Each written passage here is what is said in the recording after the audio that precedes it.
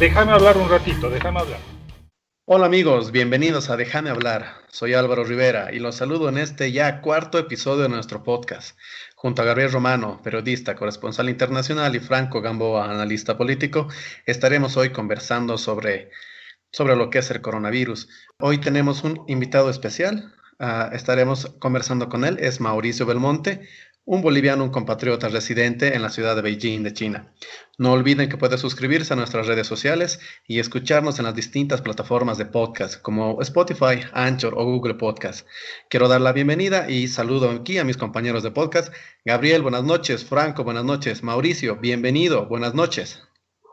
Buenas noches, Álvaro. Es un Saludos, placer Álvaro. estar presente y, claro, nuestros mejores saludos para Mauricio Belmonte desde Pekín. Saludos a Mauricio, saludos a Álvaro y a Mauricio principalmente. Muchas gracias, Álvaro, Franco, Gabriel. Es un placer para mí compartir este espacio de ustedes y poder dar a conocer algunos aspectos de acuerdo a cómo se vaya a desarrollar nuestra conversación. Un gran saludo nuevamente para los tres. Bien, Mauricio, ¿cómo has visto y cómo has vivido desde el epicentro mundial del coronavirus esta situación que ahora ha afectado a decenas de países? Es una experiencia, la verdad, compleja, porque como muchas personas alrededor del mundo, pensaba que el problema sanitario no iba a traspasar las fronteras de este país. Han sido desde el mes de enero, siendo invierno todavía en este país, días más fríos de los habituales, por toda la incertidumbre que se cernía a través de las noticias y la información que se manejaba. De Wuhan, prácticamente la tensión y la incertidumbre se han ido manifestando y apoderando de cada uno de las provincias, de los escenarios que hay aquí en la China. Y lógico, uno desde un principio ha tenido esa facilidad de poder acatar con mayor disciplina todas las disposiciones y recomendaciones que se daban tanto de las autoridades chinas como sobre todo de la OMS. Han sido meses muy de mucha tensión, como les digo, de incertidumbre y bueno, pero como lo reitero, ¿no? O sea, uno no creía que esto se iba a rebasar y que iba a degenerar en una pandemia. ¿Por qué no se creía que iba a rebasar? Porque primero uno tenía la cierta certeza que las características de esta enfermedad podían ser fácilmente combatidas en el Estado chino, incluso en la provincia donde se originaba. Pero a medida que transcurrían los días y crecía el número de personas infectadas y por ende de decesos, ya la situación causó una preocupación manifiesta, se podía ya percibir no solo en los medios, sino en las acciones que empezaron a tomar las autoridades. Cuarentena para Wuhan, estricta, severa. Beijing empezó a cerrar todos los negocios, lo que todos ya conocemos a estas alturas, que eran recomendaciones que para mí eran inéditas, ¿no? En los 43 años de vida que tengo, que me obliguen a utilizar una mascarilla, que ya no tenga que ir a un supermercado a cualquier hora, que no me acerque a la gente mucho, estando en el país más poblado del mundo justamente. Salir al ascensor y tener que utilizar guantes de látex o no tocar ninguna superficie de metal. Hasta el día de hoy el ascensor en esta vivienda al menos tiene todas las superficies forradas con nylon. Hay un Kleenex para emplearlo. Todas estas medidas, por ejemplo, me hacían sentir como si no estuviese habitando la Tierra. Es una situación de novela, permítanme expresarlo así. Salir, claro, no tomar buses, moverse en lo posible fuera de esos ámbitos de transportes masivos, ¿no? Metro, buses. Es una suerte que el lugar donde yo trabajo no está tan lejos de esta vivienda. Entonces yo puedo caminar media hora, un poco menos, todos los días y en ese momento, sobre todo, evitando a la gente. Si escuchabas a alguien estornudar, era un sospechoso, decididamente, y te sentías susceptible. Entonces ha sido complicado, como lo es ahora para el resto del mundo, por supuesto. Debo decirlo que ya estoy relativamente acostumbrado a emplear el barbijo como si fuese una prenda de vestir más. Me incomodaba y me sofocaba, pero bueno, ahora lo tengo que hacer, ¿no? Incluso aquí se ve mal que alguien no esté utilizando un barbijo. A ese punto hemos llegado, de cuestionar a la persona que no está empleando un barbijo. Niños, ancianos, choferes de bus, barrenderos en la calle, entras a un banco, el oficial que te atiende usa un barbijo, el guardia te abre la puerta, tiene un barbijo. Las reuniones aún no se permiten, digamos, si tienes que asistir a un lugar determinado con la administración pública, ellos no te reciben, todo es a través de Internet, como lo están haciendo las clases. Las clases, tanto para los niños como para los estudiantes universitarios, se realizan a través de Internet. Precisamente ahí quisiera introducir un tema especial. Sabemos que las circunstancias de la pandemia están obligando a suspender las actividades en los sectores tanto público como privado. Sabemos que la debacle económica es también a nivel global un dato prácticamente inocultable, pero al mismo tiempo las condiciones de la economía digital, de la ciudadanía digital, de todo lo que significa un relacionamiento totalmente virtual a través del Internet, se ha convertido en una necesidad y al mismo tiempo en un crecimiento agigantado permanente. Mauricio, ¿cómo ves esto de la otra cara de la medalla?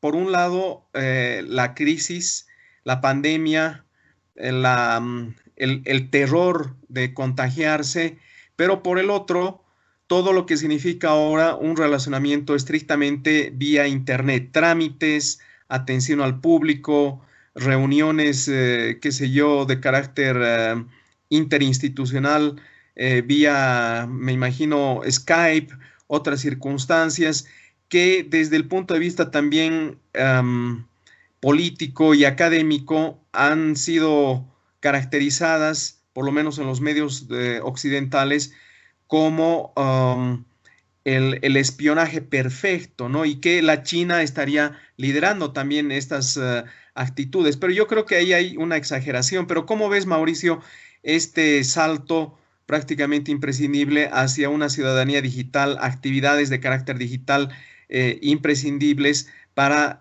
garantizar el distanciamiento social como una necesidad de supervivencia en este caso, ¿no? Déjame hablar, sí, Franco. Mira, has tocado un tema, un punto importante, porque ya la ciudadanía china, vamos a hablar sobre todo de la gente joven, de mediana edad, está muy acostumbrada al empleo de la billetera digital. Como saben, aquí prácticamente pocos emplean los billetes físicos. Todo va por Internet. Tú tienes tu cuenta encriptada en tu dispositivo, en tu celular. Entonces, eso ha permitido que, por ejemplo, se pueda contener y sobrellevar de mejor manera esta circunstancia. Incluso hasta para el pago, el contacto personal que se tiene con los conductores de vehículos, en fin, o cuando vas a algún determinado lugar. La gente estaba muy susceptible, por cierto, con el manejo del dinero. Entonces, esto facilita mucho porque no tienes ya el contacto habitual. Tú puedes hacer el pago escaneando un logotipo, por supuesto, un logo, y con eso ya solucionaste un tema. Efectivamente obliga ya al mundo, no solo aquí en la China, porque en la China ya estaban acostumbrados, ellos siempre se han jactado de ser los pioneros, innovadores con este tema. Obliga a tomar estos recaudos, ¿no? Porque lo físico, al menos en estas coyunturas, está prohibido. El contacto extremo, estar cerca de alguien, no es para nada recomendable en estos momentos. No sé qué vaya a ocurrir después, pero ahora se ha profundizado. Claro, es que eso es lo interesante, porque justamente para sociedades altamente expresivas como la latinoamericana, la española, la italiana, quizás la francesa, no lo sé, donde el saludo es con un abrazo, un beso, es algo fundamental, pues está prohibido por ley. Aquí en la China no se da eso, ¿verdad? Es una sociedad que marca siempre una distancia, entonces no les ha afectado. Volviendo al tema del empleo del Internet, se está manifestando más porque, bueno, los niños tienen que hacer sus tareas a través de Internet, las clases, los estudiantes universitarios, los becarios extranjeros, encerrados en la cuarentena en sus campus universitarios, han tenido que hacer su trabajo por Internet. O sea, el país se ha semi-paralizado. O sea, soy una ciudad tiene Beijing, si mal no estoy, está por encima de la población que tiene Bolivia. El dato no lo tengo con precisión, pero son más de 11 millones de habitantes, solo en esta ciudad. Entonces, la ciudad de Wuhan, la ciudad de Wuhan, por ejemplo, tiene 11 millones de habitantes. O sea, ciudades enormes, con una cantidad de gente, una efervescencia de movimiento, de actividades, se han visto apagadas. Pero dentro de las casas, dentro de los hogares, la gente seguía trabajando. Solo un datito de contexto antes de dar la palabra a Álvaro. Wuhan ha estado 33 días en cuarentena, en aislamiento, ha salido el pasado 10 de abril de esa situación. En el país se han reportado, en China nos referimos, 2.577 casos hasta el 10 de abril y 24 muertes recientes en las últimas 24 horas en este tránsito del 10 de abril al 11 de abril. Eso en concreto. Álvaro, adelante. Ahora sí me dejan hablar. Una consulta. Lo que yo quisiera saber, mira, mucho hemos estado hablando los últimos meses de Wuhan, de la ciudad donde se ha originado lo que es el COVID-19. ¿Nos puedes dar información al respecto de Wuhan, acerca de la ciudad? ¿Cuáles son las características de esta ciudad y a qué se dedica? ¿Cuál es la vocación de esta ciudad, por favor? Claro que sí, Álvaro. Mira, yo no he estado en Wuhan, pero sí te puedo adelantar algunas características por testimonio, sobre todo de gente que sí está allá o ha estado, bolivianos, estudiantes. Es una ciudad universitaria, justamente. Es una ciudad grande, como les decía, y tiene como 11 millones de habitantes. Una ciudad que está en el medio de la China meridional, con un clima más templado. Y también es una ciudad industrial. Curiosamente, y esto llama a la ironía, cuando se manifestó la crisis en esta ciudad, llegaban barbijos del exterior y algunos estaban fabricados en esa ciudad. Eso lo pude comprobar por una amiga, una conocida uruguaya, que me decía, tengo un barbijo que me han mandado de Montevideo y está hecho en Wuhan. Entonces es una ciudad que justamente es industrial, es una ciudad universitaria, y de un clima más benigno que Beijing, porque bueno, está más al medio de la China, ¿verdad? Entonces encuentras más vegetación, esas son imágenes ya de referencia, pero sobre todo esa característica de ser una ciudad universitaria, consigues esa información sobre todo por los estudiantes bolivianos que están viviendo allá, y como toda urbe china, muy moderna, con muchos accesos, muy bien planificada, una infraestructura imponente, construcciones grandes de centros comerciales. China está muy moderna y se manifiesta al visitante sobre todo en estas ciudades, ¿no? Con el acceso que tienes a distintos lugares de entretenimiento, y sobre todo puedes contemplar el incremento económico, digamos, del país en estas edificaciones que son colosales. Yo no exagero al comentarles que la mayoría de ciudades que he visitado, que no son muchas, pero he visto unas edificaciones enormes, con tecnología, letreros electrónicos, muy bien organizado el tema del transporte, y Wuhan no escapa a esa realidad. El cliché que se tiene es el mercado, el comer animales silvestres, y como que todo estaría en situación muy precaria, ¿no? Esa es una una característica que no es propia solamente de Wuhan. Tú la encuentras en distintas ciudades chinas. Es como ir, pongo de ejemplo nuestro país, es como que tú vayas al mercado Rodríguez o vayas al mercado Lanza. Todavía se encuentran esos lugares, que lógico, o sea, tienes un mercado de Carrefour muy grande, una cadena de esas extranjeras, tienes estos moles que les refería, que son inmensos, pero al mismo tiempo tienes esos lugares donde encuentras los peces vivos, donde encuentras las ostras allí en una suerte de recipiente, de bañadores, no encuentras animales. Acá en Beijing yo no he visto animales exóticos en estas plazas de mercado, pero sí era natural entrar y ver los mariscos vivos, las langostas, en fin, era común. Mauricio tocó un tema bien central, ¿no? Y es que Wuhan es una ciudad también lo que es industrial. Y seguramente al ser industrial tiene mucha afluencia de gente, no solamente de China, ¿no? Sino de todo el mundo. Estimo que eso también ha ayudado, ¿no? A la expansión de lo que ha sido el COVID-19 de una manera tan rápida, ¿no? Porque si tal vez era una ciudad más terciaria, más alejada, que no tiene tanto esa presencia industrial, como dice, una ciudad tan grande, de más o menos 11, 12 millones de habitantes, estimo, según las referencias que nos da el total de lo que tiene nuestro país, tal vez no hubiésemos tenido ese avance tan rápido, ¿no? Porque ha sido poco tiempo y ha llegado a todo el mundo, ¿no? ¿Cómo podemos explicarnos? Es una ciudad industrial, seguramente se concentra mucho del comercio del mundo también en esta ciudad. Sí, y por un lado, no sé si es tan determinante esta presencia extranjera en Wuhan. Hay mucho estudiante y se han quedado sobre todo en cuarentena, en aislamiento en sus campus. Más que Wuhan, la referencia cuando hablas de China para hacer negocios, y eso lo conocen muy bien nuestros empresarios y sobre todo la clase popular boliviana, es el sur de la China. Guangzhou, Yiwu, Shenzhen. O sea, estamos hablando de, si agarras un avión, trasladarte de Beijing al sur en 3 o 4 horas de vuelo. De Wuhan a este lugar deben ser unas 2 horas y media, qué sé yo. Esos son los galpones del mundo, ¿no? O sea, Wuhan tiene, por lo que he visto, producen equipos determinados, ¿no? Deben plantas de automóviles, estos insumos, equipamientos médicos, pero es más comercial el sur de la China.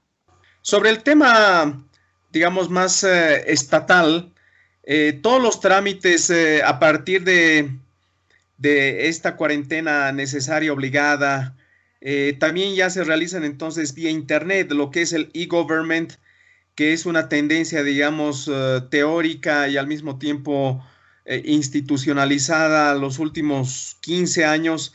¿En la China ya debe ser moneda común también o cómo es eso? Porque eso sí que va a traer serios problemas en la mentalidad y sobre todo en las prácticas del Estado en Bolivia y en otros países de América Latina. En la eventualidad de que la cuarentena se extienda, la pesadez de la burocracia, los trámites cara a cara, la falta de iniciativa, imaginación para reducir una serie de trámites burocráticos utilizando las tecnologías. Obviamente no va a ser muy fácil, pero tendría que ser un aliciente en este momento para cambiar esas estructuras en la medida en que precisamente hay que garantizar la reducción de concentración de personas en las oficinas estatales y hacerlo todo vía solicitudes y plataformas en internet, páginas, etcétera. Yo creo que nuestras conexiones de internet, para empezar, son demasiado obsoletas, son muy caras.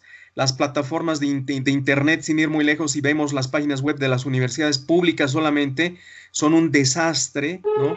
Son súper antiguas, no se puede hacer absolutamente nada, ningún trámite vía internet que no sea solo llenar un formulario, por ejemplo, para los nuevos estudiantes llenar sus formularios para la compra de la matrícula, y todo después tiene que ser dejando un folder, asistiendo a una serie de trámites cara a cara, personalmente, que obviamente va a complicar la situación en caso de tener la necesidad de extender la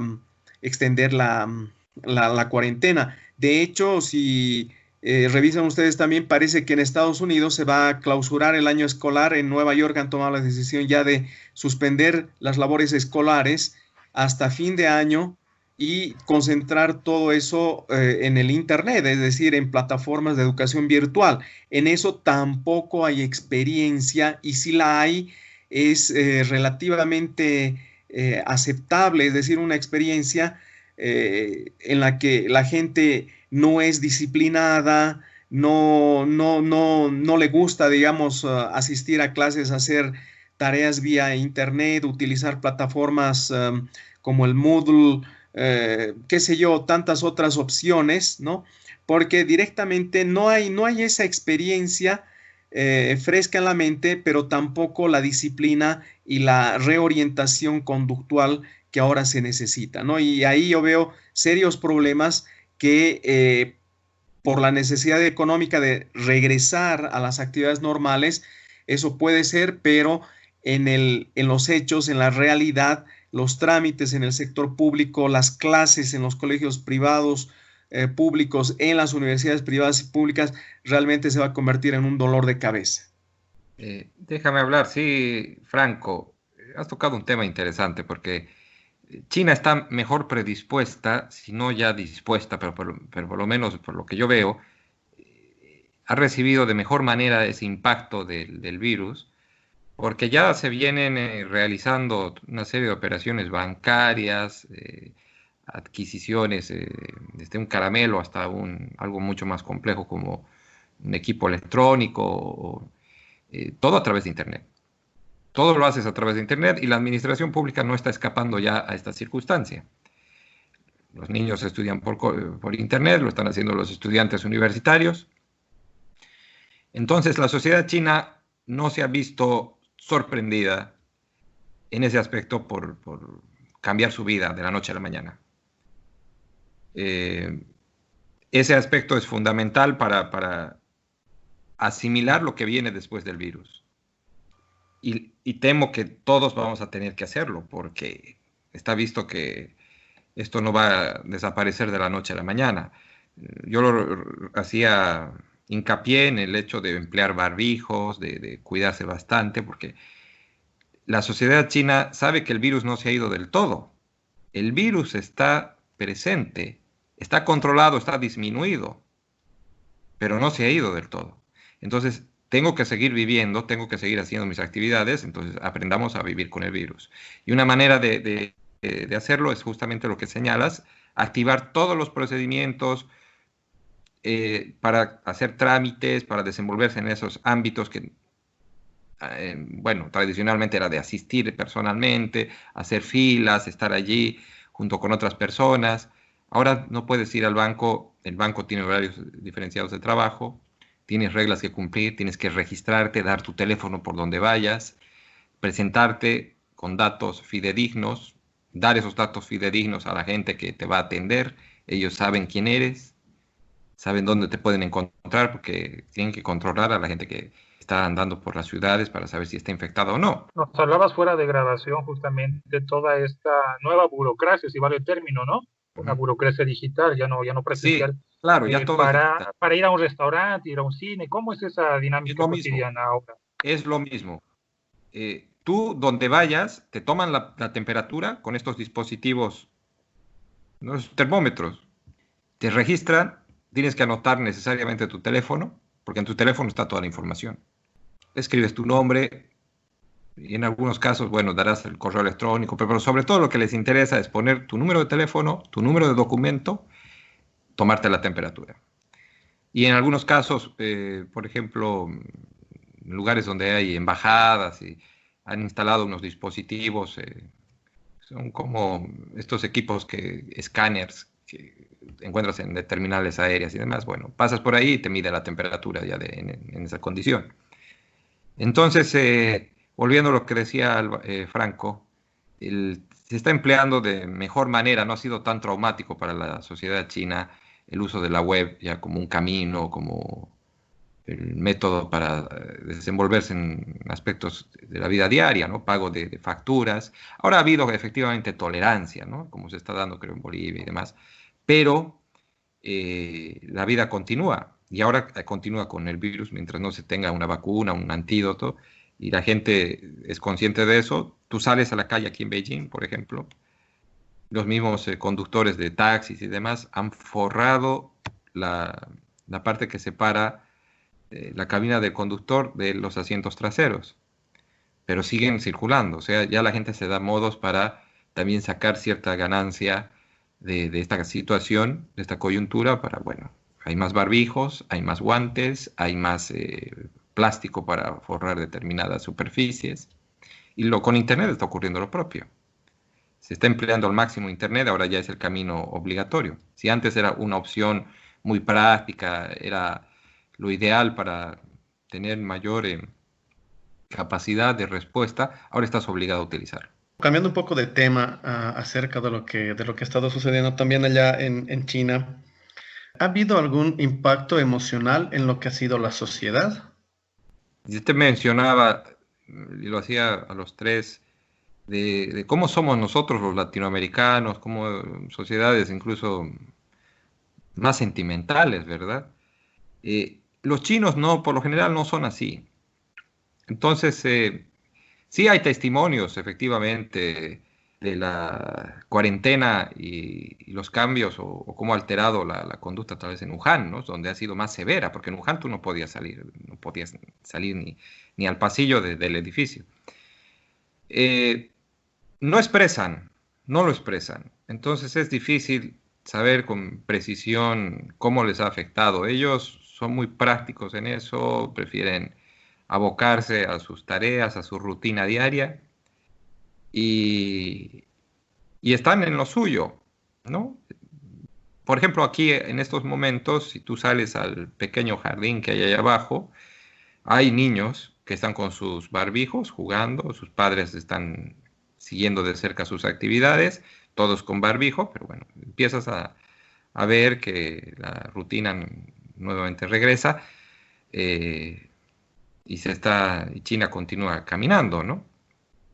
Sí, justamente esa es mi curiosidad, ¿no? Porque la realidad que existe en otros lugares es distinta, ¿no? Y tomando más que todo el ejemplo de acá de Bolivia, sí, se nota que hay una afectación emocional que es más grande, ¿no? Y esto se lo puede ver, ¿no? Cuando uno conversa con sus familiares o justamente por medio de las redes sociales, ¿no? Donde es donde más se expresa este efecto de la cuarentena que se está viviendo. Déjame hablar, Álvaro. Yo quisiera claro que sí, Frank. Tal vez participar con algún aspecto más. Es una consideración ya personal, pero puede ser validera para lo que estamos mencionando en este segmento. El manejo de las redes sociales aquí en la China, ustedes saben que se tiene WeChat, es la plataforma, la alternativa a WhatsApp. Yo creo que eso también tiene mucho que ver en cómo la sociedad, sobre todo en este periodo difícil de aislamiento obligatorio, ha podido sobrellevar esta dinámica, ¿no? Estas políticas o medidas que se han dado. Porque tener un flujo tan amplio de información en la cual tú recibes noticias que no son verídicas, incluso que tienden a dañarte emocionalmente, manifestando escenarios catastróficos, invocando el apocalipsis, generando pánico, porque yo tengo acceso tanto a WhatsApp como a WeChat. En WhatsApp a mí me llega información que muchas veces es totalmente falsa. Yo estoy viviendo en China y se habla de que en China está ocurriendo determinada situación que es ajena a lo que yo vivo acá y veo. Entonces, tiene que ver mucho eso también para que el ánimo de las personas en el resto del mundo esté o caldeado o pesimista o se tenga un bajón, porque reciben mucha información y no toda la información es verídica. Aquí en China no tienes esa opción. No hay un flujo así masivo, por supuesto, todo el mundo sabe por qué. Pero creo que eso tiene mucho que ver para que la gente no se haya generado escenarios paralelos donde el caos, la angustia, la incertidumbre se cernían sobre sus cabezas y afectaba su estado de ánimo. Pero eso también debe ser un tema también de disciplina, ¿no? Sí, sí, efectivamente, hay disciplina, es evidente, esa es una característica que ha marcado también la conducta del pueblo chino durante esta coyuntura especial.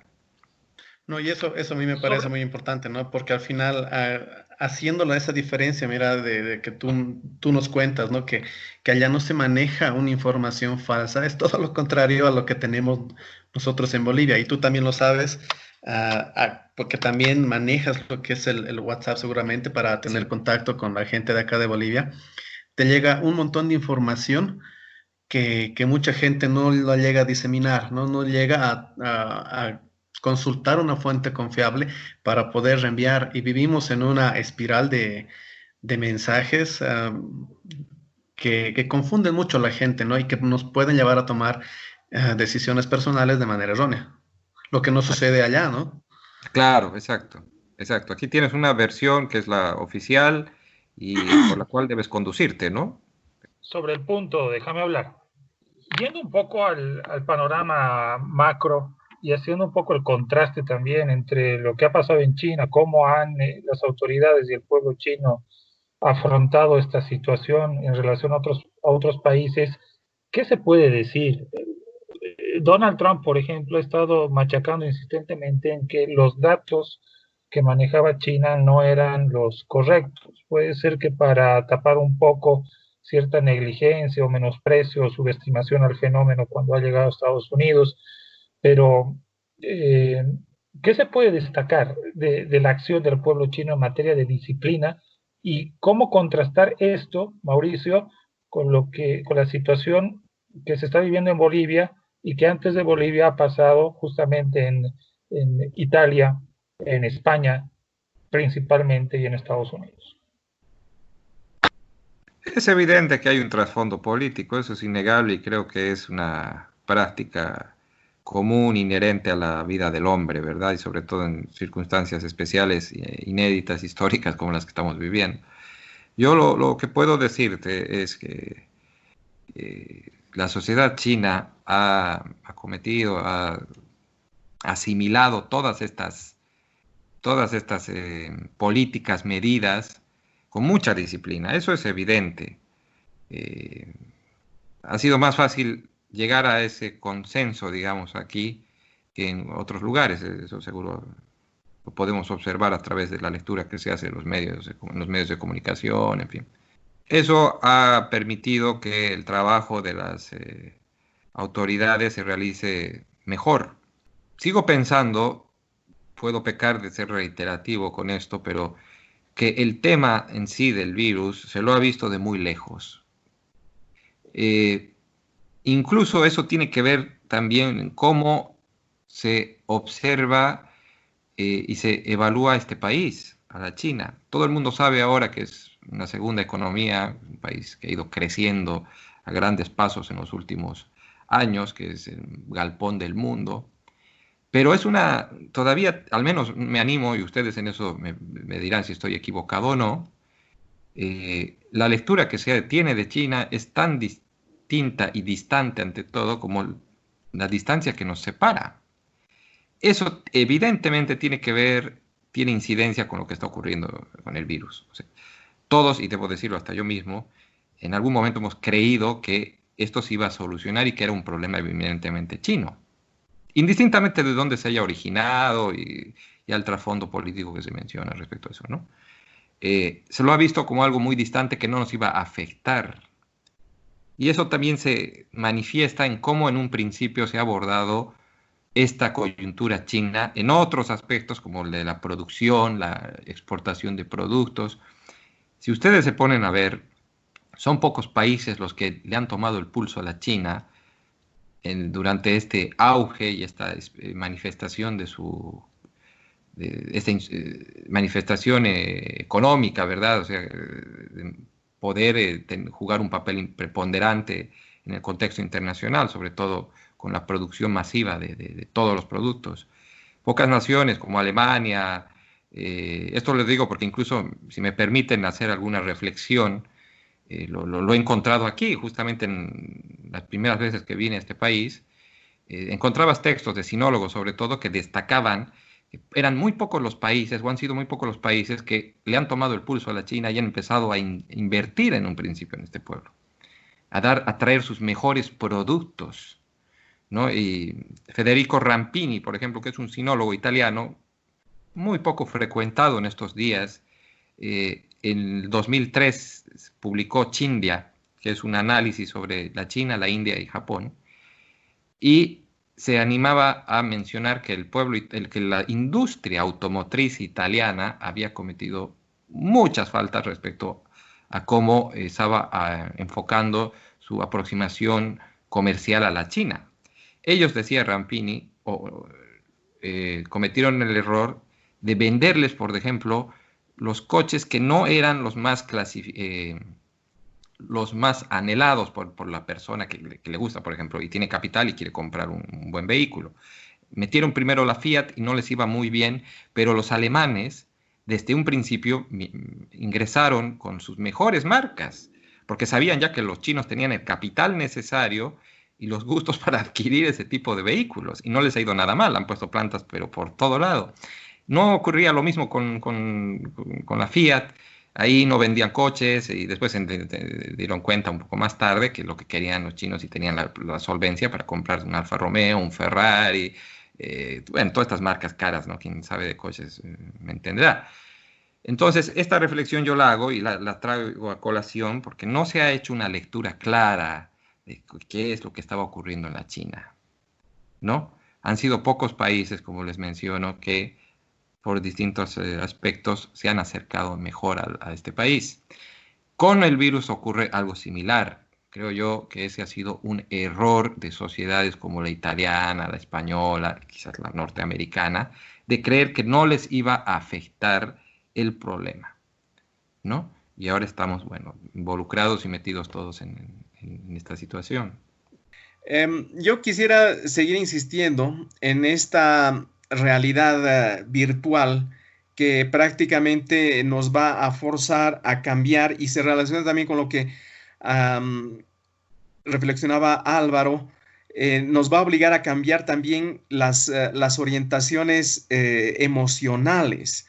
¿Qué quiero decir con esto? Que efectivamente no tenemos otra sino desarrollar el gobierno en forma electrónica, pero la, digamos, problemática subyacente a esto es precisamente sujetarnos a un control minucioso vía número de teléfono o vía un número de identificación personal que puede ser la cédula, que efectivamente puede ser controlada por una burocracia política que no necesariamente puede ser del todo responsable en términos de un sistema democrático abierto y transparente.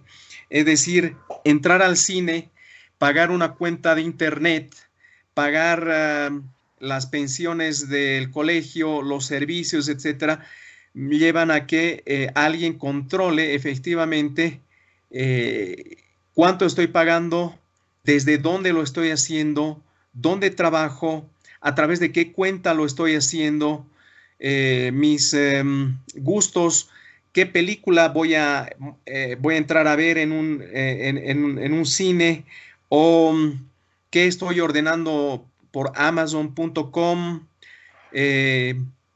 a través de qué tarjeta de crédito estoy pagando, etcétera.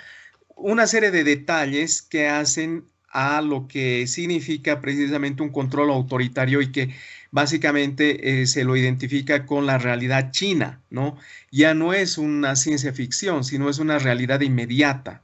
Ahora, otros justifican este mundo, ¿no?, del control minucioso precisamente para detectar la movilidad de las personas en función de los probables contagios o los ejes epidemiológicos que se podrían ir dibujando para llegar al control precisamente en la expansión del virus, ¿no? Si Franco Gamboa estuvo en el Banco Unión, estuvo en el Multicine, estuvo en el ¿Qué tal?, hizo un pago por internet y al mismo tiempo hizo una llamada o visitó a tal persona, etcétera, se detecta de tal forma que si yo estoy contagiado, obviamente hay mayores posibilidades de ejercer un control epidemiológico y, claro, cortar la posible expansión del virus.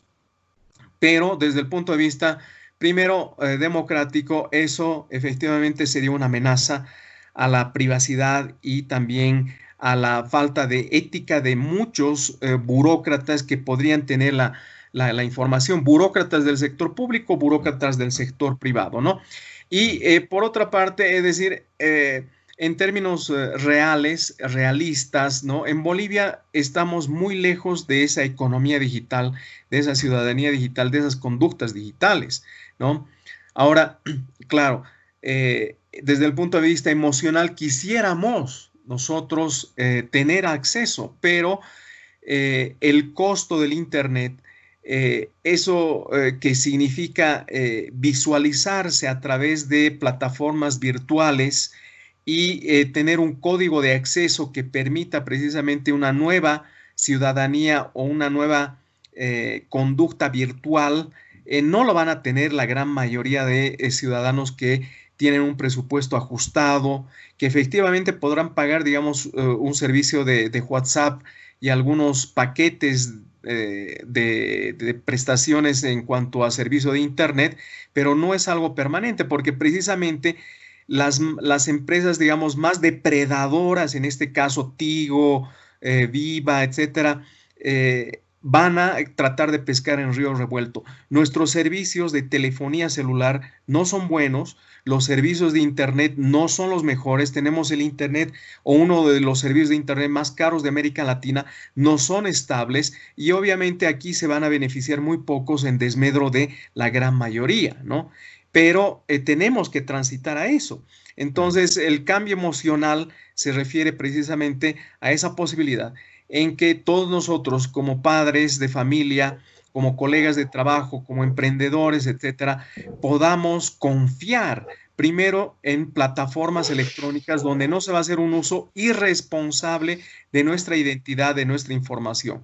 Segundo, confiar en un sistema, en una provisión del servicio y de un sistema de servicios multidimensional que también va a ser responsable, que no se va a caer, que no va a ser un costo excesivo solamente para beneficio de unos pocos, ¿no? Y que finalmente se convierte en un objetivo político transparente, ¿no? Es decir, a manos de un gobierno no solo legítimo, un gobierno responsable, ¿no? Que no haga un uso irresponsable, un uso tipo espionaje que perjudique a las personas. Entonces, ese dilema, ese cambio actitudinal, generacional y económico, creo que va a generar una serie de conflictos. Yo veo que más allá de ser una oportunidad, va a ser un eje de conflicto también aquí en el país. Acotando lo que dice Franco y más que todo respondiéndole, había hablado mucho sobre lo que son los datos, ¿no? Y con este ejemplo que nos brindaba Mauricio acerca de cómo están manejando en China este caso. Para recordarles, miren, 2 ejemplos que hemos tenido de esa filtración de datos y de información que es personal.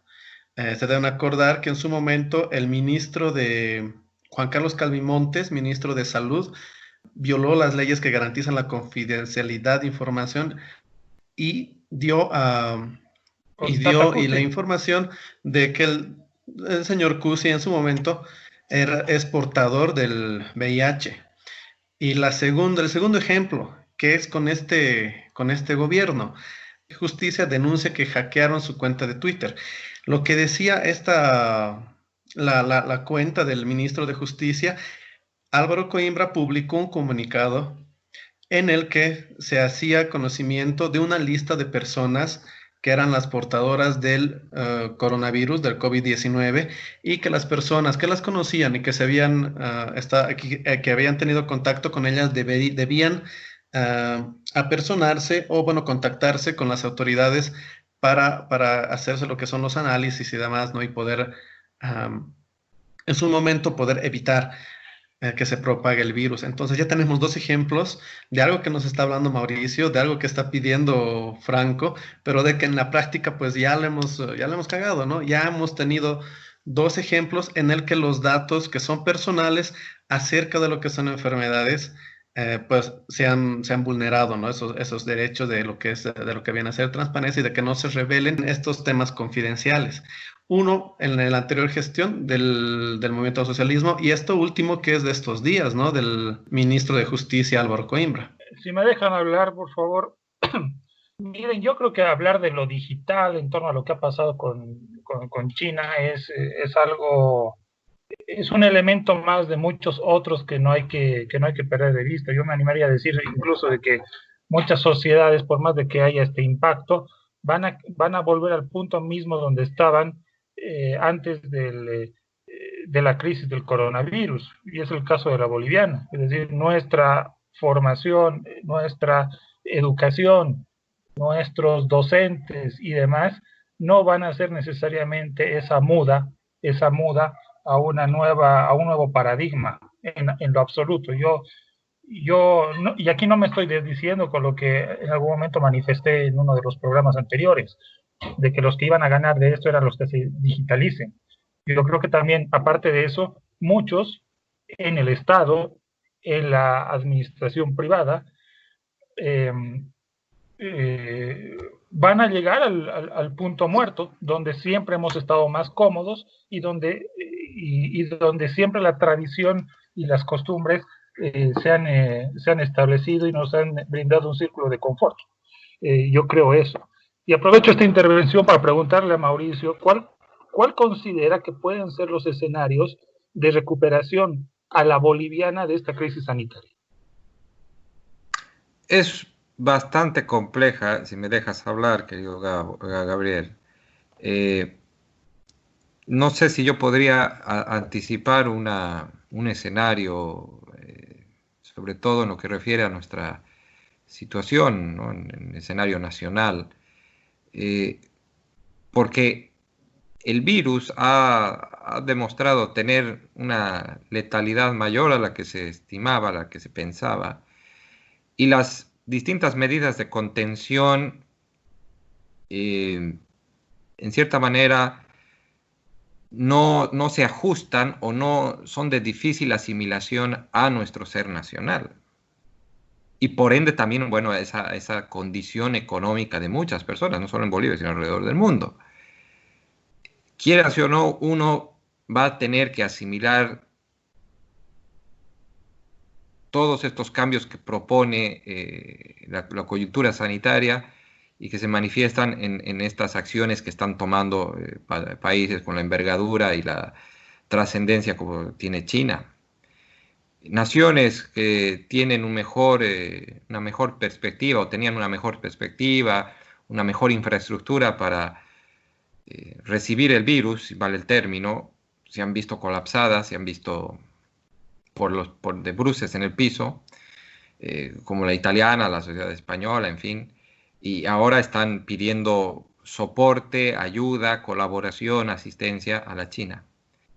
Para el caso nuestro vamos a tener que dar cabida a ver de una buena vez que las cosas se tienen, ante que la crisis uno tiene que dar lugar también al ingenio, a prácticas que no han sido siempre usuales, ¿no? Nuestro era más embadurnarnos de lo político, de depender mucho del Estado, pero esta situación que se manifiesta en el mundo está dando espacio para que el ingenio, la inventiva se manifiesten, ¿no? O sea, y quien tiene esas características, bueno, pueda salir y demostrar sus virtudes y las capacidades que tiene para lograr ante la sociedad emprendimientos que permitan subsistir y poder ganar también beneficios.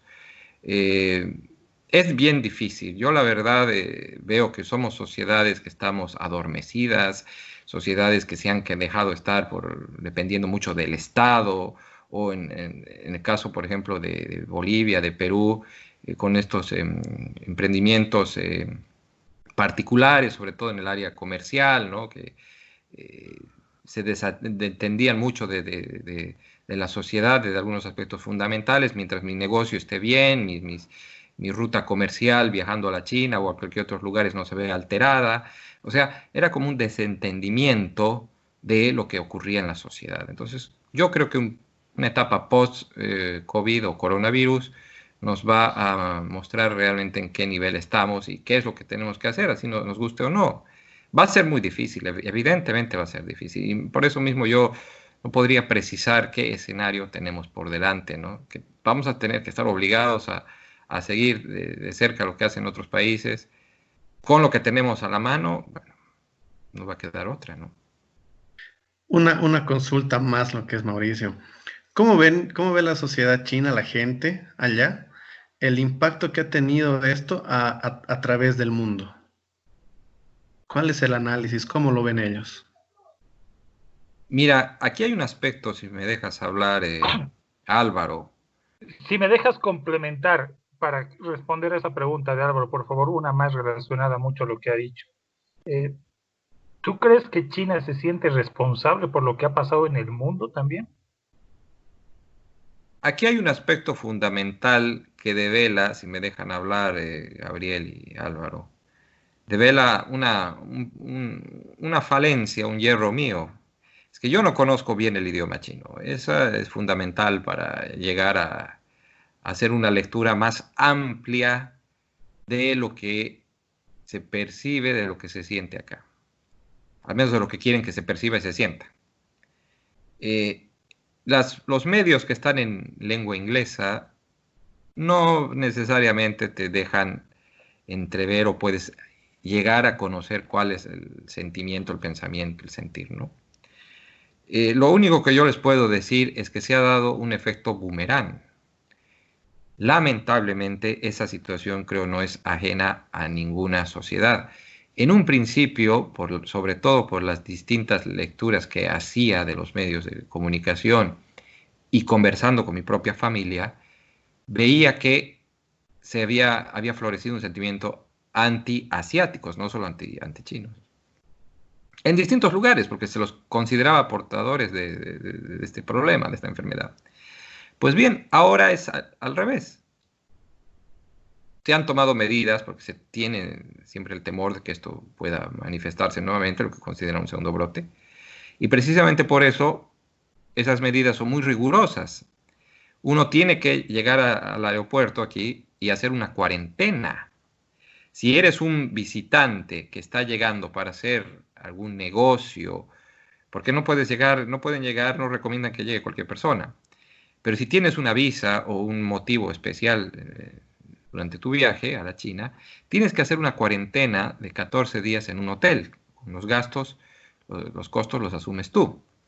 Si estás llegando como diplomático, con una visa oficial, se asume que tienes ya un lugar donde llegar. Para aquellos que tienen vivienda asegurada, tendrá que hacer la cuarentena en ese lugar. Ya no se llega directamente a Beijing, se aterrizan en ciudades dispuestas por las autoridades para que allí se les hagan los chequeos previos. Una vez que se evalúa a esa persona por más de 10 horas, recién puede tomar otro vuelo hasta Beijing. Esas han sido las medidas. Y por supuesto, ¿no? Ahora, como se sabe que el problema afuera ha cobrado mucha fuerza, los extranjeros que llegan acá no son, bueno, también de alguna manera discriminados porque son sospechosos. Es así. Así es. Déjenme hablar, estimados amigos, para pasar ahora a un tema un poco más liviano, pero no deja de ser importante. Realmente me ha impactado ver las celebraciones de la Semana Santa. Bueno, porque además soy católico, no solo del Papa por la televisión, sino otros eventos de carácter religioso por la época de la Semana Santa, reitero nuevamente, completamente vacíos, ¿no? Que fueron una necesidad, ¿no? Y que son explicables, ¿no? Pero por detrás de eso yo me ponía a pensar también un poco en el vacío de la espiritualidad que nos está tocando vivir. Es decir, más allí del credo católico en mi caso y de otros, creo que este encierro, estas descoordinaciones entre el gobierno central, departamental y municipal, estas decisiones políticas sobre el futuro económico y de las políticas de salud, etcétera, me han mostrado que hay un vacío espiritual en nuestra sociedad boliviana. Me explico. Es decir, para enfrentar problemas tan terribles de carácter global, la muerte que está bordeando nuestras puertas con el tema del coronavirus, no solo necesitamos templanza y conocimiento, sino también necesitamos un mínimo de formación moral para ponernos en los zapatos de los otros, ayudarles, pero ayudarles verdaderamente, sin criterios preestablecidos ligados a lo político, a lo electoral, a las mezquindades de la economía. Entonces, el vacío en las iglesias, el vacío en las transmisiones de los ritos de la Semana Santa, me hacían pensar en el vacío espiritual, pero también en el vacío moral que estoy empezando a distinguir y que me molesta en la situación boliviana, ¿no? Cómo muchos compatriotas nuestros han muerto cuando podían tranquilamente ser atendidos o haber hecho un esfuerzo más por salvarles la vida. Efectivamente no son miles los muertos, pero no tenemos que esperar tampoco para que se conviertan en miles y atenderlos como se debe. La mentira consuetudinaria de algunas personas que no dicen la verdad sobre lo que significa la atención prioritaria de los enfermos con coronavirus, etcétera. Y por el otro lado, como muchos médicos, enfermeras en Italia, en Estados Unidos, efectivamente están destruidos por no poder copar con semejante cantidad de muertos y contagiados y que están tratando de hacer lo mejor posible, ¿no? Entonces creo que el vacío de las iglesias se expresa también en el vacío espiritual que ahora también, en mi opinión, debe conducir nuestras decisiones, debe iluminar nuestra mente para algo simple, ¿no? Ayudar al prójimo, que es lo que creo que está siendo bastante difícil de entender en muchas autoridades y en muchas, digamos, personas que, claro, están también poniéndose al frente y tratando de solucionar una serie de aspectos en esta difícil y dramática situación del coronavirus. La espiritualidad es fundamental para toda sociedad, ¿no? Sea cristiana, sea musulmana o sea de cualquier otra inclinación. En realidad las religiones en sí mismas no son malas, considero yo, ¿no? A veces sus miembros son los que tienen los defectos que hacen que se las perciba así. Pero no obstante, en este marco, no ha faltado la gente que ha cuestionado alguna forma de celebración religiosa bajo el paraguas del Estado. Es decir, sacerdotes haciendo bendiciones desde helicópteros, con las Fuerzas Armadas o la policía, procesiones con la policía. No digo que no se debiera realizar, pero en torno a eso viene la crítica de si el Estado laico debiera hacer eso o no. Evidentemente es un Estado laico, no un Estado ateo, valga la precisión. Pero por otro lado, los más críticos también han contrastado este tipo de manifestaciones espirituales de la población, de la gente o de algunos actores, como algo ligado a la superstición. ¿Por qué? Porque estamos viviendo una crisis donde se entiende que la solución fundamental es básicamente científica. Y ahí se puede entender un choque entre las expectativas de unos y las añoranzas y las creencias de los otros. Y ahí nos vamos enfrascando en una no sé si disfuncionalidad o nos vamos perdiendo. No sé si esta sea una de las mayores o mejores Semanas Santas que se ha tenido, porque todo ha quedado reducido a lo plenamente individual y se ha trastocado con esta crisis en general. No sé cómo lo ven, pero más allá de la creencia me han llamado la atención mucho estas críticas, pero también he estado convencido de que la gente de a pie, el ciudadano que es apolítico, necesita aferrarse con ilusión a algo, y si la tradición cristiana le da esa ilusión, ¿por qué va a estar vetada esa tradición? Es otro argumento muy de peso que favorece a esas expresiones desde helicópteros o desde procesiones en vehículos policiales. Coincido con ustedes, Gabriel y Franco. Pese a que muchos siempre hemos reclamado, ¿no?, que se respete lo que es el Estado laico, también este tipo de expresiones ayuda mucho a gran parte de la sociedad. Si bien somos un Estado laico que reconoce cualquier práctica religiosa que se tenga, hay una mayoría que es cristiana, llámese católica o evangélica y demás, en las que estas expresiones pueden ayudar mucho a poder sobrellevar estos días de lo que es la cuarentena. Lo que a mí sí me ha llegado a molestar no es ese uso indebido de dinero público para poder hacer este tipo de actividades. Justamente lo que detallaba hace un momento Gabriel con el tema del helicóptero, ¿no?, que tanto hemos criticado de la anterior gestión de gobierno, que el helicóptero que se utilizaba para huevadas, para ir a jugar fútbol y demás cosas. Esta también es una práctica que se debe evitar, porque se está haciendo un mal uso de lo que es el dinero público. No está mal las que vengan directamente de lo que es la iglesia y sus representantes dentro del país. Seguramente mucha gente le va a ayudar, y si va a ayudar a sobrellevar lo que es esta cuarentena, pues para esa gente pues que sea bienvenido, ¿no? Habemos otros herejes y blasfemos que la verdad no nos va a afectar mucho, pero para la gente que sí, pues bienvenido toda esa ayuda espiritual que nos brinda lo que es la Iglesia Católica. Evangélicos que también han estado no solamente ayudando de una manera espiritual, sino también con lo que son donaciones y repartición de lo que son víveres para gente en situación de calle, ¿no? De esa manera, pues para mí está bien ese tipo de manifestaciones, ¿no? Mientras nos ayude una parte de la sociedad que cree, pues adelante. Si me dejan hablar, particularmente el tema religioso es fundamental en una sociedad.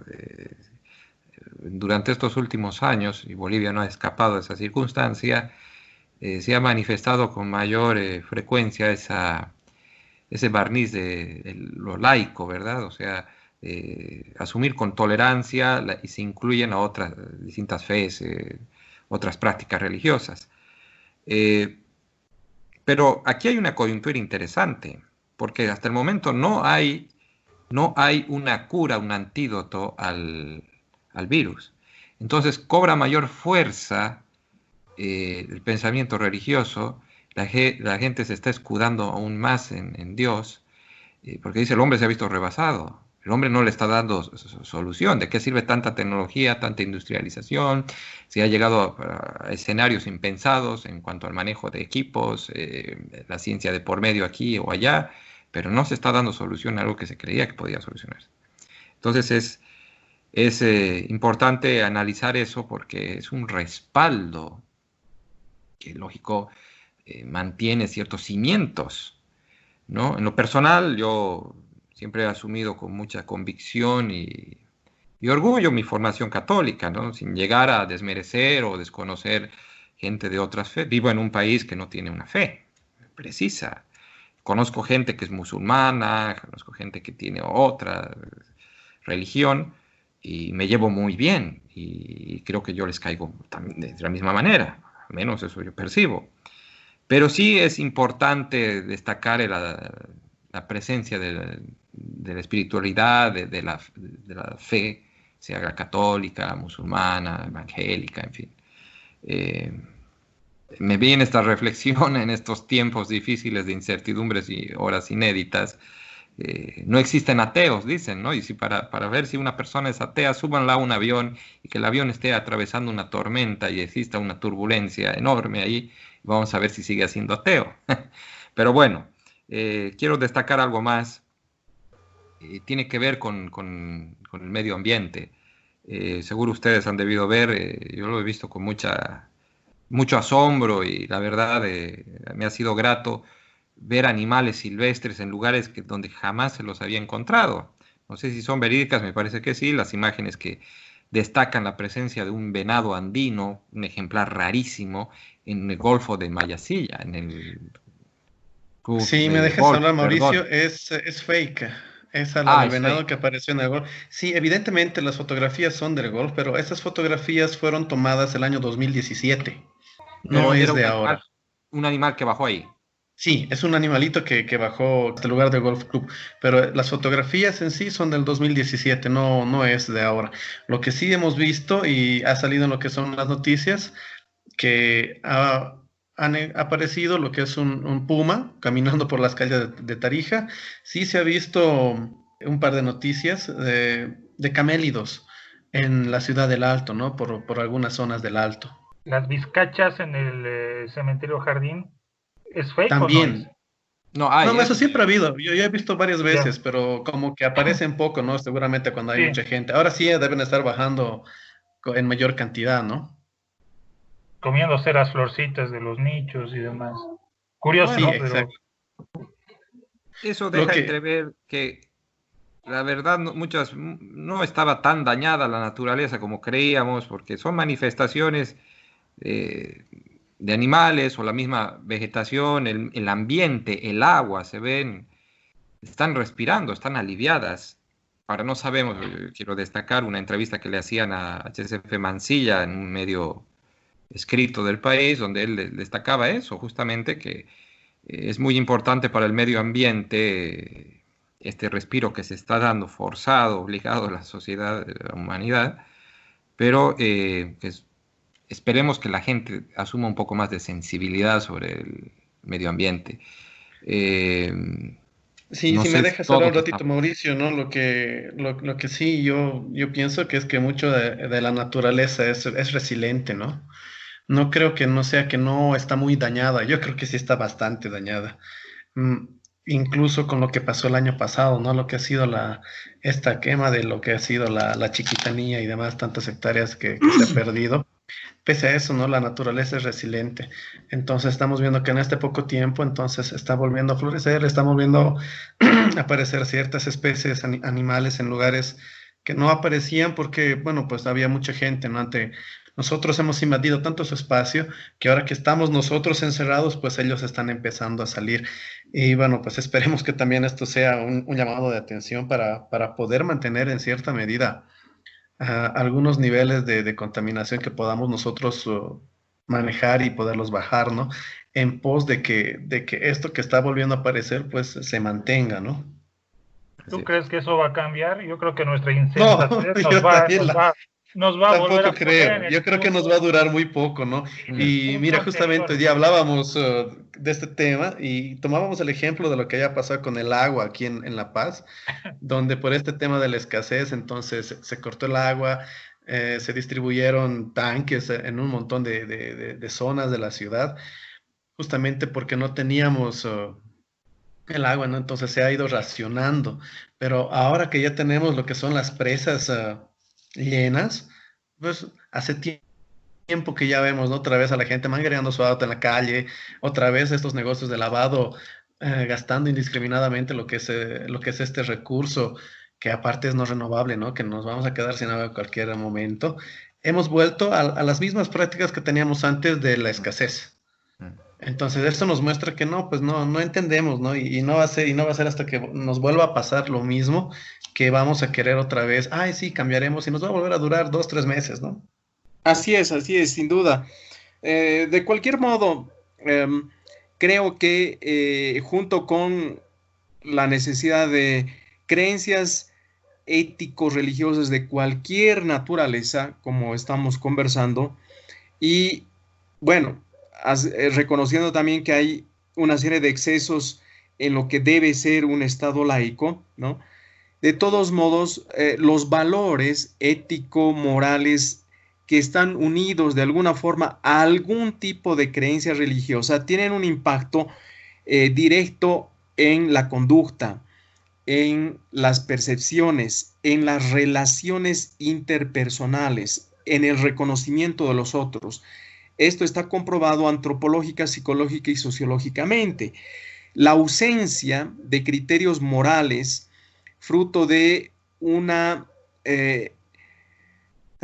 relajación ultraliberal, la exigencia de una sociedad ultra laica que destruya y diluya absolutamente todo criterio religioso, va a tener un impacto en la conducta y en el relacionamiento de los otros que la va a deshumanizar a esa sociedad. Por lo tanto, creo que con motivo de la Semana Santa y reconociendo también la jerarquía, o mejor dicho, la respetabilidad, esa era la palabra que quería decir, reconociendo la respetabilidad de cualquier tipo de convicción religiosa, creo que nos invita a pensar que no necesariamente en una situación tan difícil como la que estamos viviendo debemos contentarnos con el vacío espiritual, con el vacío de valores. Las personas, sobre todo más humildes, como ya lo indicaba Mauricio, quieren algún tipo de esperanza, y eso proviene de algún tipo también de convicción, de reflexión, de consideración religiosa. Y las consideraciones religiosas llevan al reforzamiento de códigos y también reflexiones de carácter ético. Y en el fondo, cualquier valor ético nos obliga a siempre reconocer a los otros como seres humanos, porque esa es la característica central, y la ayuda al prójimo, a los seres humanos, la posibilidad de confraternizar entre seres humanos, de hecho ya nos llena de algo en el espíritu que nosotros tenemos, ¿no? De hecho, esa confraternización, solidaridad, ayuda, conmiseración, gentileza, hace a la vida más humana y por lo tanto enriquece las situaciones difíciles como las que estamos viviendo, ¿no? Pero efectivamente creo que va a pasar como una anécdota no muy feliz el hecho de elevar en un helicóptero a una religión que obviamente no es la oficial y que se da unas vueltitas, pero tampoco eso llena lo que estamos discutiendo aquí, que es la necesidad espiritual, de los valores, de los reconocimientos interpersonales, pero que no desmerece tampoco tal vez la buena intención, ¿no?, de algunos sacerdotes de la Iglesia Católica de querer mantener esa convicción en esta Semana Santa, o mejor, tal vez un impulso para releer, como cualquier otro buen libro, los Evangelios, la pasión de Cristo, que nos obliga a pensar en cómo sacrificarnos nosotros en lugar, en pos de los otros, en lugar de distanciarnos, indiferentes, mandar a la mierda a la gente, ¿no? Estar felices y los otros infelices. Eso, sin duda, es una ausencia de criterio ético, moral, más allí de la espiritualidad. Y creo que eso deben aprender necesariamente los funcionarios públicos. Eso deben aprender necesariamente los políticos. Basta ya de hablar de la crisis de las ideologías. De lo que se trata, creo, ahora es que hay una crisis moral, una pobreza espiritual tan profunda que ya no nos sorprende que la sarta de mentiras que dicen los políticos sea algo natural, cuando no es así. La sarta de mentiras es la no calidad, la crudeza y la destrucción moral que tienen en sus cabezas esas personas, ¿no? Y por lo tanto, ese reconocimiento interpersonal, la solidaridad mutua, se nubla porque finalmente la decisión política, la decisión pública, es una decisión de solidaridad, de pensar en los otros, en lo público, en lo colectivo. Pensar en la nación como un conglomerado donde el Estado de alguna forma te invita a ser parte de una comunidad, ¿no?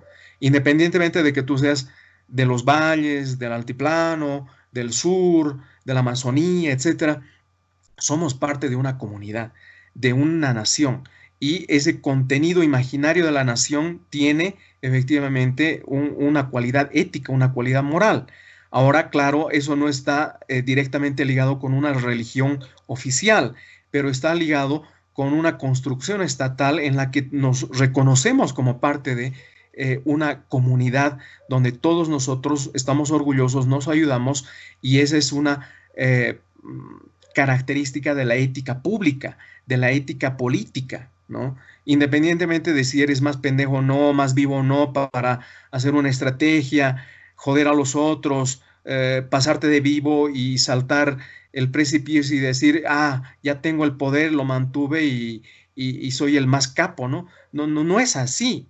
O sea, el tema de una dinámica maquiavélica que carece de valores es otra discusión, pero la dinámica de la ética pública, de la ética política, en lo que significa la construcción de una comunidad entre nosotros, entre iguales, con derechos, con obligaciones también, por lo tanto, tiene un contenido religioso, un contenido espiritual. Bien, señores, ¿algo más que acotar? Muchas gracias, Mauricio. Ha sido tu testimonio muy ilustrativo, hablar de China, cómo se ha vivido la crisis, cómo percibe China ahora el mundo, y fundamentalmente qué posibles escenarios se pueden dar en sociedades como la nuestra. Gracias, Mauricio. No, al contrario, querido Gabriel, Álvaro, Franco, un gusto poder compartir este espacio tan ilustrativo, importante. Ha sido un placer grande y le mando un gran saludo desde Beijing. Mil gracias, Mauricio. Increíble poder conversar contigo y poder conocer de primera mano, ¿no? El sentir, el vivir desde el epicentro de lo que ha sido el COVID-19. Muchas gracias. Muchas gracias, Mauricio. Muchas gracias, Gabriel, Álvaro. Realmente también fue para mí un placer conversar con ustedes. Que Dios los acompañe y bueno, estemos en contacto permanente. Un fuerte abrazo. Mucha suerte, Mauricio. Gracias. Hasta luego. Saludos, amigos. Muchas gracias. Saludos, muchachos. Nos vemos hasta el próximo domingo. Hasta la próxima. Quiero declarar públicamente motivo